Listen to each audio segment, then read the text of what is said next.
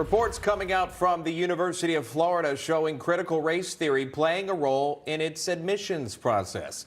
The Free Press writing those initiatives including active recruitment of represented groups alongside suggested readings on diversity and equity and a code of ethics that explains how to address implicit bias. Joining me now is one of the driving forces in revealing the report that you see there, Dr. Stanley Goldfarb. He is a board chair of Do No Harm. Good to see you, sir. Thanks so much for coming on, Doctor. We appreciate that. This report, before we talk about it, this came at an interesting time, just days after a federal judge blocked Florida Governor Ron DeSantis' bill to remove woke teachings from colleges, here reported by Politico and others. Tell me what was found. Break down these findings for us, for those that may not know. Well, there's just an incredible amount of teaching about social justice issues, social issues in medical education. And there's also this incredible emphasis on diversity in the medical school class. Anti-racism, which is the focus of these activities, is basically critical race theory brought to now in medical education, just like it's been brought to the K through 12 space. And, the basic idea here is that there are disparities between the outcomes of black patients and white patients. This is true. There are healthcare disparities. The attribution of these disparities to this idea that physicians are treating them in a racially biased fashion is what's absurd. It's not proven by the literature at all. It's just given as it's a given.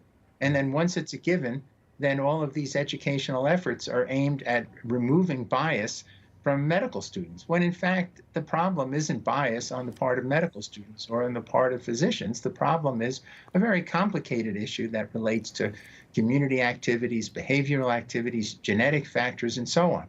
So this is an attempt to fix a problem without really identifying the cause of the problem, and it's the wrong diagnosis, basically.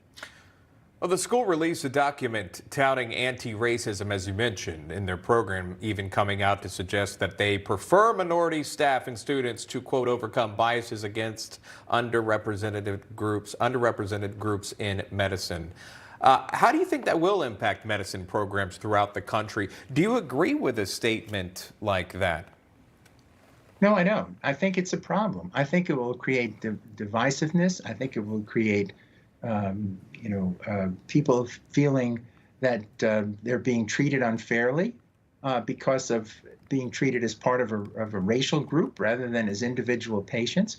There are many examples now where this has really come to pass. During the COVID epidemic, there was a push to give black patients preferred access to rare medications such as the monoclonal antibodies, which were thought to be beneficial at that time. And this was simply because of historical problems and historical wrongs, and the fact that the black community was impacted greater by the epidemic than the white community on a per capita basis. But the problem, wasn't that they were being treated improperly by physicians. The problem was the social factors in which they live. And I think that led to resentment at the time, and it will lead to lots of resentment going forward. Patients will start to think they're being treated as part of a group as opposed to individuals. And every patient is different. And to start treating people as part of a group as opposed to as individual patients who are suffering and come to the physicians for their care, I think will be a terrible outcome for American medicine. Are you pushing back, before we go, are you pushing back on this? Has someone raised the flag, raised the alarm, if you will, that's saying, hey, we don't really agree with the course that you're going, this path that you're going? Yes, absolutely. I think you mentioned our organization, Do No Harm. Our website is donoharmmedicine.org, one word, and we're pushing back as hard as we can.